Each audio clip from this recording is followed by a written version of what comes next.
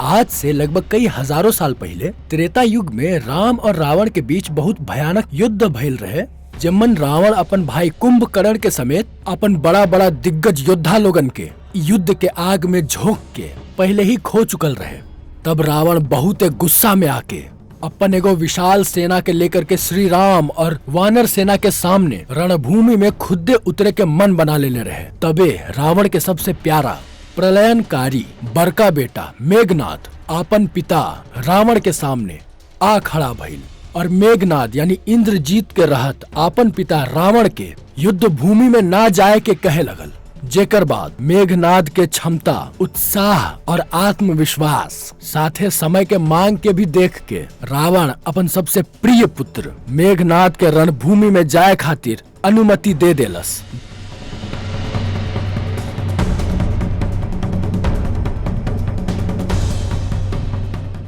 दरअसल मेघनाद परम शक्तिशाली और चतुर योद्धा होए के साथ साथ छल कपट के सबसे बड़ा महारथी रहे। वो बादल में छुप के हमला करे में माहिर रहे। और तो और मेघनाद के ब्रह्मास्त्र के अलावे और भी अस्त्र शस्त्र प्राप्त रहे और एकर सही इस्तेमाल भी। और यही से वो इंद्रदेव के युद्ध में परास्त करके इंद्रजीत कहलेलस। जेकर बाद विभीषण के खबरी लोगन से वानर राज सुग्रीव के रणभूमि में कई बार मेघनाद के आगमन के पता चलल। फिर विभीषण मेघनाद के लंका के सबसे शक्तिशाली और बहुते विनाशकारी योद्धा बतलेलस। वानर राज सुग्रीव के अपन वानर सेना के और दुरुस्त करे के साथ साथ चौकन्ना रहे के भी परामर्श देलस। जेकर बाद सुग्रीव समेत होकर पूरा वानर सेना बहुते चौकन्ना होकर के रणभूमि में मेघनाद के आगमन के इंतजार करे लगल। फिर कुछ देर के बाद मेघनाद अपन बड़का सेना लेकर के रणभूमि में पहुंच गए और अपन असुरी सेना के संगे बिजली के जैसन वानर सेना पे टूट पड़ल। जेकर बाद असुरी सेना और वानर सेना के संगे एगो विकराल युद्ध शुरू हो गई। असुरी सेना और वानर सेना के बीच बराबरी के युद्ध देख के मेघनाद आग बबूला हो गई और वो अपन माया दिखाए चालू कर देलस और वो आसमान में जाके बादल के बीच गायब मतलब अदृश्य हो गई। फिर वो पूरा वानर सेना पे अपन घातक तीर से प्रचंड रूप से हमला करे चालू कर देलस। मायावी तीर के साथ साथ वो आसमान से वानर सेना के ऊपर अपन मायावी शक्ति से बिजली बरसाए चालू कर देलस। जेकर बाद वानर राज सुग्रीव बिना देरी कैले तुरंत श्री राम के पास अपन कुछ एक वानर सेना के लेके रणभूमि के चिंताजनक खबर भिजवैलन। इस सुन के श्री राम के आंख से आंसू छलक गई और उन्हें लक्ष्मण जी के आंख से अंगार निकले लगल। जेकर बाद लक्ष्मण जी फेरो श्री राम के आगे प्रणाम करके रणभूमि में जाए खातिर आज्ञा मांगे लगलन। दरअसल रावण के विरुद्ध युद्ध के शुरू भइल कई महीना बीत चुकल रहे, पर लक्ष्मण जी के बहुतों बार कहे के बावजूदो श्री राम के युद्ध भूमि में जाए के अनुमति ना देलन।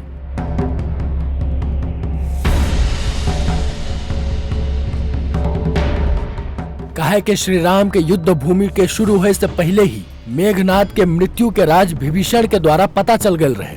दरअसल मेघनाद जब ब्रह्मदेव के तपस्या पूरा कैलस तब वो ब्रह्मदेव से अमृत के वरदान मांगले रहे। जेके कि ब्रह्मदेव प्रकृति के नियम के विरुद्ध बताई के मेघनाद के कोनो दूसरा तरह के कठिन मृत्यु के वरदान दे देलस। जेकर वजह से मेघनाद के मृत्यु उहे जीव के हाथों संभव हुई जे 14 साल से सुतले ना हुई।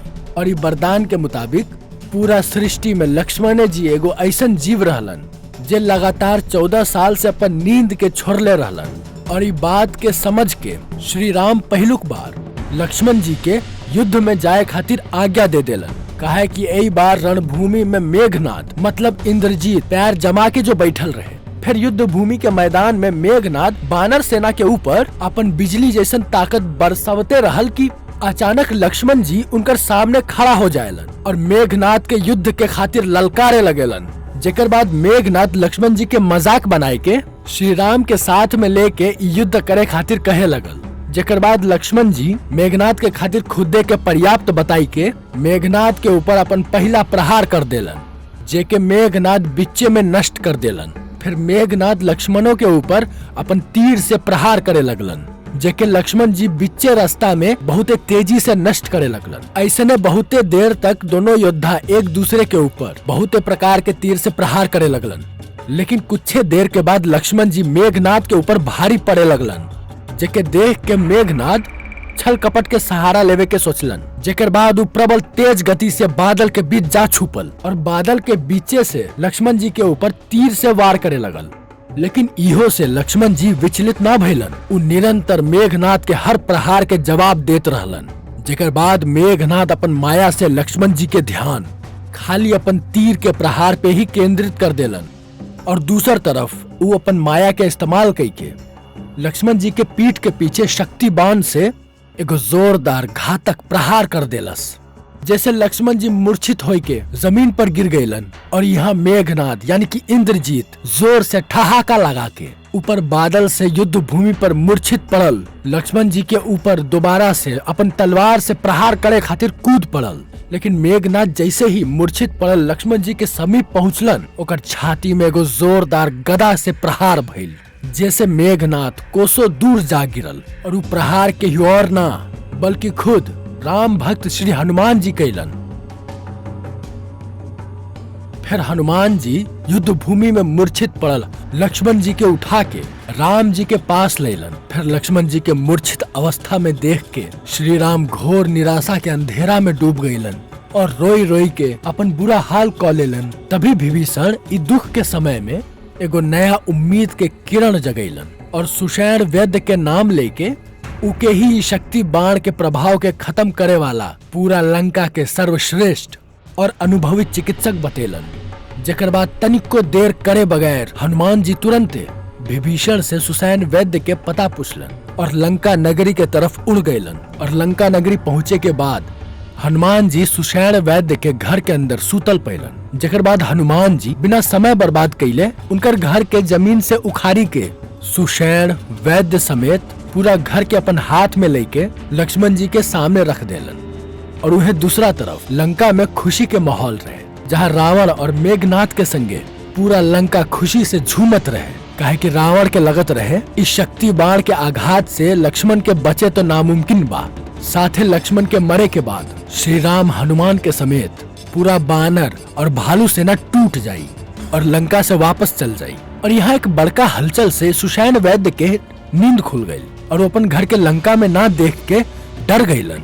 जेकर बाद विभीषण उनकर सामने आईलन और उनके सारा बात बतैलन। जेकर बाद सुषेण वैद्य लक्ष्मण जी के ऊपर आघात कैल शक्ति बाण के खत्म करे के खातिर खाली एकेगो सुझाव देलन कि तुरंते उत्तर में स्थित द्रोणागिरी पर्वत पर जाके संजीवनी लाए के बात कहलन। काहे कि एकमात्र संजीवनी बूटिए शक्ति बाण के प्रभाव के तुरंते खत्म करके लक्ष्मण जी के शरीर के सामान्य अवस्था में लाए के क्षमता राखत रहे। जेकर बाद हनुमान जी सामने अलन और सुषेण वैद्य से संजीवनी बूटी के पहचान के बारे में पूछे लगलन। जेकर बाद हनुमान जी तनिको देर न कैलन और एगो जोरदार उड़ान भर के बहुत तेजी से उत्तर दिशा की तरफ बढ़े लगलन। फिर यहाँ लंका में एगो रावण के गुप्तचर रावण के सुषेण वैद्य संजीवनी बूटी या हनुमान जी के सारा बात बता देलन। जे सुन के रावण के बहुते गुस्सा चढ़ गई और फिर लंका से अंतर्ध्यान हुई के उस सीधे पाताल लोक में अपन भाई काल नेमी के पास पहुंच गई। काल नेमी मारीच के बेटा रहे।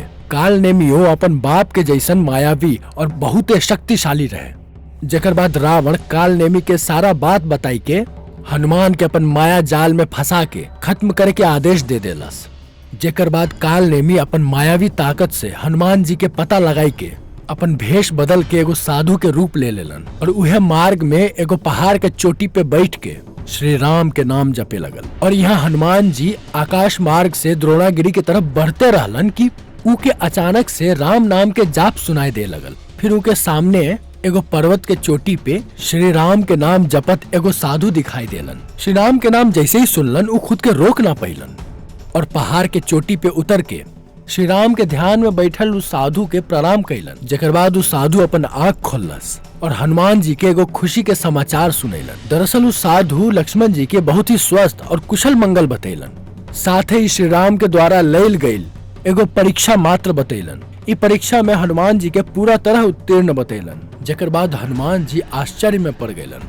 फिर भगवान के लीला समझ के बहुते खुश भइलन। दरअसल बहुते सफाई से झूठ बोले वाला इस साधु केहू और ना खुदे मायावी काल नेमी रहे। एकर बाद साधु के रूप में काल नेमी हनुमान जी के कुछ फलहार और विश्राम करे के बाद वापस लंका जाए खातिर बात कहे लगलन और पानी से भरल एगो मटका पिए खातिर देवे लगलन।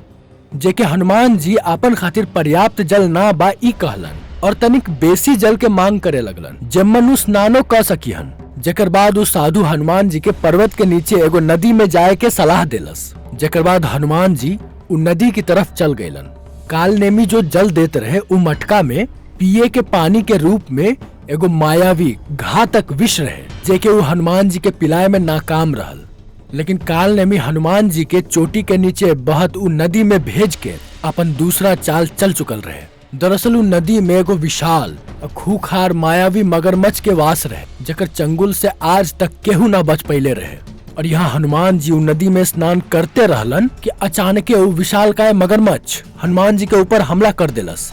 पर हनुमान जी उ मगरमच्छ के उहे जे धूल चटा देलन। उनकर एके मुक्का के प्रहार से उ मगरी अधमरी हो गई।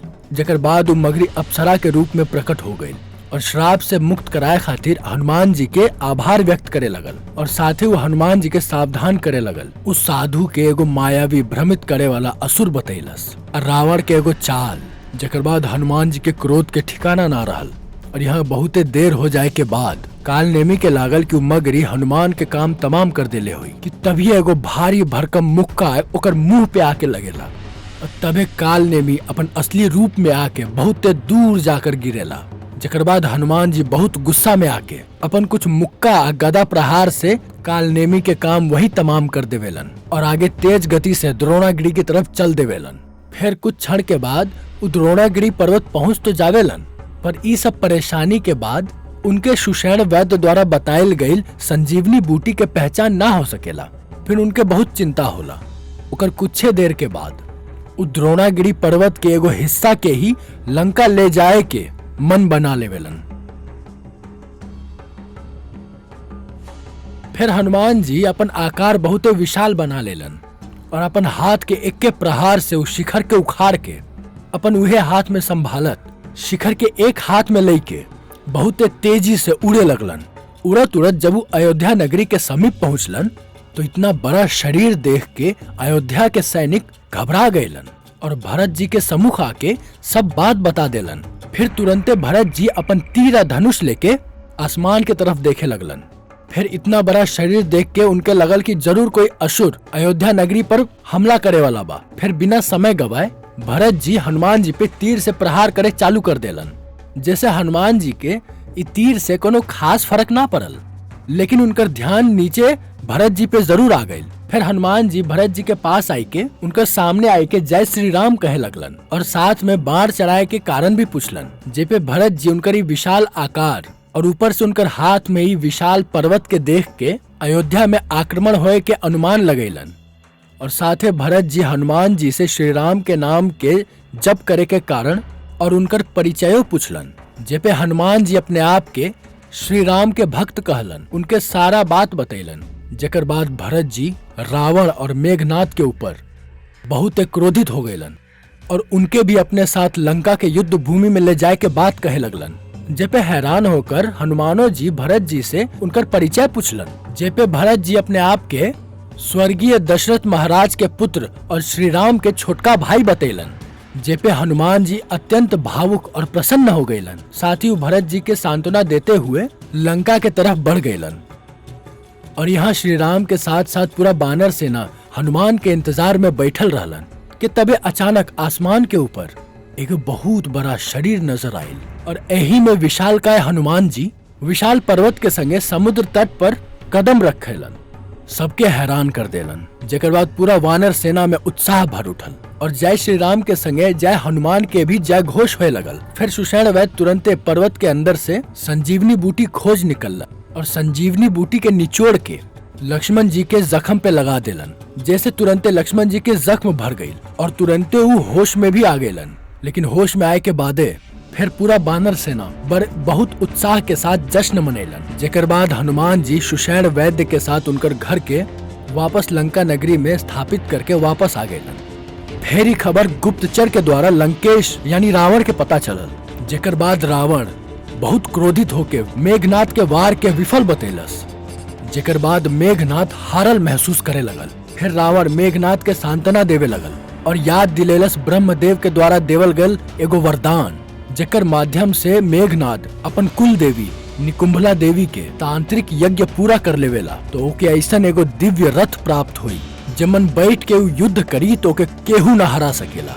जेकर बाद उ बिना समय गवाए निकुंभला देवी के तांत्रिक यज्ञ शुरू कर देलस। फिर एकर सूचना गुप्त रूप से विभीषण के मिलल और विभीषण ये बात श्री राम के सामने रखलन। जेकर बाद श्री राम लक्ष्मण जी के तुरंते मेघनाद के यज्ञ के ध्वस्त करे के आदेश देलन और यहाँ मेघनाद एगो कड़ी सुरक्षा के बीच रहे।